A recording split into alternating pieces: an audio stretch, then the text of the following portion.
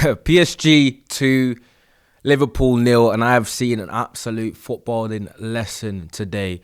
And 2-0, to say 2-0 flattered Liverpool tonight would be an understatement. But I'm going to start off by saying this because it's really, really grind my gears and it's pissed me off. I'm really confused why the TNT commentators and the pundits have somehow spun this result positively for Liverpool. We know they're the media darlings and they can do no wrong and they get a lot of favourable coverage. But what I was hearing tonight during the game, what I was hearing at half-time, what I'm hearing after the game just then by McManaman, Gerrard, Laura Woods, I can't believe that they have somehow tried to make it seem like Liverpool should be happy with the result or like the result is okay going to Anfield, because from what I saw tonight, I don't think Anfield matters. I don't think they really have a prayer. There is such a chasm between both teams. From quality, from coaching, from cohesion. It was 2-0 and it could have been 4, 5, 6, 7. But because PSG started to get really lax and kind of very complacent with their end product and not being ruthless enough, because the match was so easy for them, isn't a success story. What are the standards of the reigning Premier League champions of England if going away to the Parc de France, not having a single shot on target, not laying a glove on them, getting football to death, completing about 50 passes all game,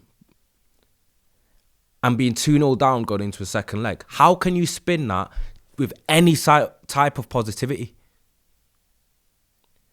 Am I being cynical? Because I just don't know. If that was Manchester United, there's not a chance they act like that. And I know obviously it's a British footballing media coverage, so they might have slight bias or whatever. But nah, what I was hearing, even throughout the game, anytime they strung 5 passes together, you've got was it Darren Fletcher? I'm not sure who the other one is. The Scottish man.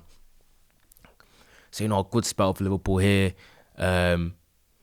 PSG haven't really had it all their own way tonight like how they normally had it. Liverpool having 5 at the back and being really passive has kind of stifled them, when realistically it didn't stifle them. All it did is surrender possession, made it really easy for PSG to dictate the game, and they were still creating opportunities. They were still creating chances. I've not even checked the XG stats and the shots, but I feel like it's going to be something ridiculous. Not to mention the times where they could have shot, but they just took an extra touch because they were trying to walk the ball in the net. Those are the things that obviously XG, maybe expected threat, kind of does include in the metrics. But for me, it just looked like, obviously, Doué, Kvara. I thought Zaire Emery was really good today. And João Neves is someone that whenever I watch, he's a joy to watch. And I think he's honestly one of the best footballers in the world. Definitely one of the best midfielders in the world. And I can't believe how good he is, how powerful he is as well, for how diminutive and small he is. And his pass for the Kvara goal was one of the best passes I've seen this season. Watching PSG kind of makes you re-find your love for the game again. I know you might have reservations and aspersions, obviously, about the club and how they've become what they have in terms of their ownership, etc. But when I watch them play, I don't see that level of football, and I don't see that brand of football in the Premier League. Sometimes when I'm watching teams like this in the Champions League, it feels like this great escape. But the footballing lesson and some of the link play and the rotations, and obviously what's really underrated about them is their physicality as well, what they combine it with, which makes them so hard to beat, and their work rate off the ball, and everyone knowing their jobs. But as for Liverpool, they're a hot mess. Arne Slot, Liverpool, champions of England, turns up, 5 at the back. Basically the first time I've ever played that formation, and to do it at the Parc de France against PSG is ludicrous. It was so weak-minded. No bravery, no courage at all. And are you surprised that they had little to no threat? No threat. Salah couldn't get on the pitch. And for me, this has got to be the worst Premier League season I've seen from a not even just the worst season in general I've seen from a Premier League champion, that I've then caveated that by spending 500 million. Have you seen a car crash like it? Have you seen a dip like it? Have you seen a fallout like this? Players just looking out of their depth.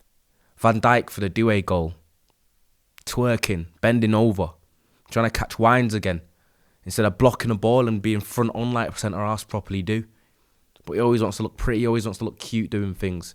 And what happens is you get a little flick on it, you don't block the shot properly, and your team's 1-0 down in 10 minutes in a Champions League quarter-final. Listen, Florian Wirtz, what does he do?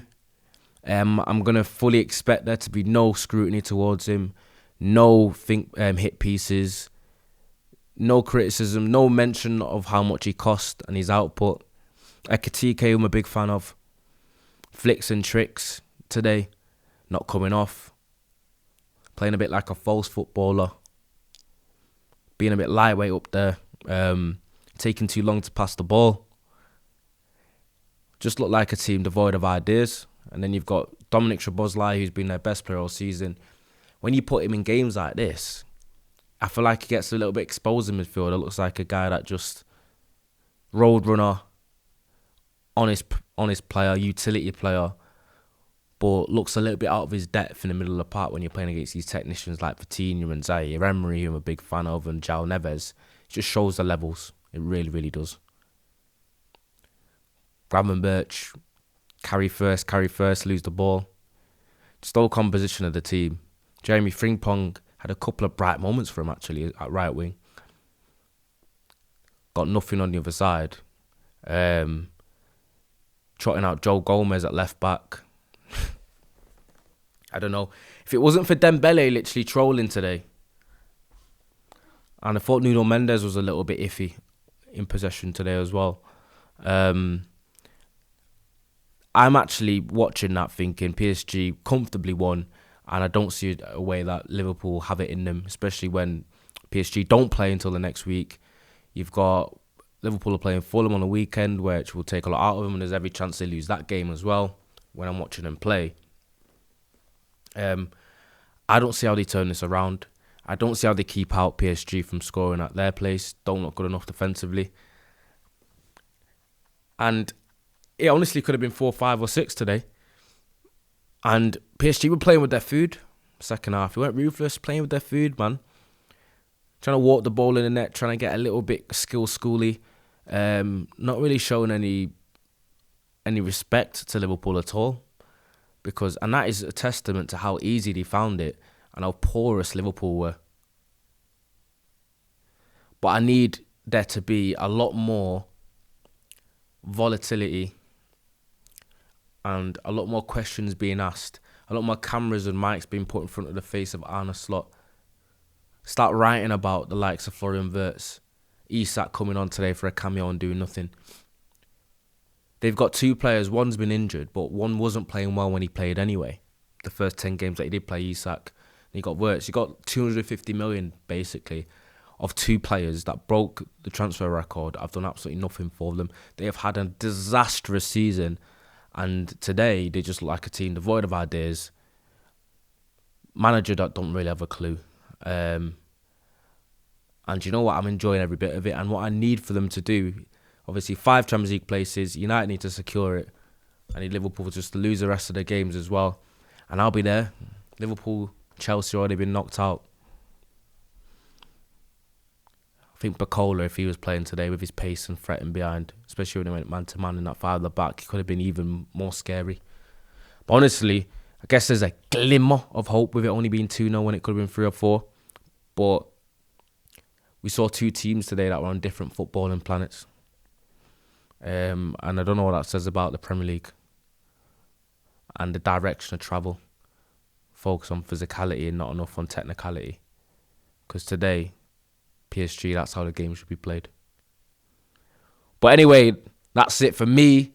I will see you next time. Obviously, Barcelona also lost 2-0 to Atletico. Rashford was bright, had a couple of chances. But Kabasi getting sent off and a Julian Alvarez screamer. done for Barca. Barca are 2-0 down going into the second leg. That's probably the one team on the planet that can overturn that with how high-powered their attacking prowess is, especially when they're 11v11, because they had opportunities even when they had 10 men. But it's going to be tough to turn it around, and it looks like there's going to be another cakewalk, another non-big hitters that Arsenal might not have to play in the semi-final. And there's a chance Arsenal can find themselves in the Champions League final, with that being the first time they've actually played anyone of note. But anyway, that's a different story for another day. I'm going to be back with a news video, but I'm also going to do a preview for the Leeds game, because finally we have a match around the corner, because it's been so long. But Liverpool in the mud, thoroughly outschooled, and I will see you next time. Hype the video.